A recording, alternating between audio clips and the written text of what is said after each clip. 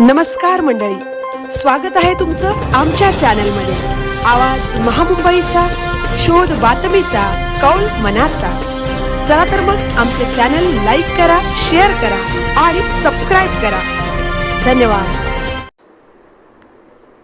Hill India company रसायनीच्या सेवानिवृत्त कामगारांची टाकादेवी दानफाटा येथे बैठक संपन्न।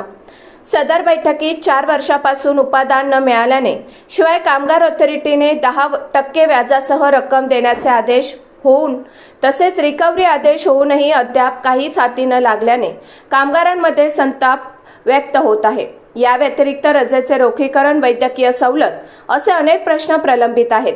मात्र कंपनी व्यवस्थापन गांभीर्याने घेत नाही, तसेच शासनही दखल घेत नाही। त्यामुळे आंदोलन केल्याशिवाय न्याय मिळणार नाही अशा संतप्त भावना व्यक्त केल्या।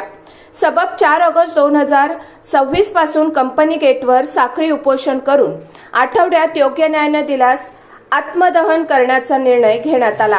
लवकरच संबंधितांना नोटिसा देण्यात येतील, यासाठी सर्वांनी एकत्रित राहून लढूया असा संकल्प केला। तसेच कामगार ऑथॉरिटी न्यायालयाने दिलेल्या निर्णयाचा अवमान केला म्हणून माननीय उच्च न्यायालयात याचिका दाखल करण्यात येईल असाही ठराव घेण्यात आला। बैठक मार्गदर्शक काशीनाथ कांबळे यांच्या अध्यक्षतेखाली पार पडली। सेवानिवृत्त कामगारांचे मुख्य प्रतिनिधी श्री गणेश म्हात्रे, LB रसाळ, LV माळी, वामन चव्हाण, तारे, PN माळी, भंडारकर, राजू देशमुख, दमडे, सोमन तसेच मोठ्या प्रमाणात सेवानिवृत्त कामगार उपस्थित होते। आवाज महामुंबईचा चॅनलसाठी मिलिंद खारपाटील, दानफाटा।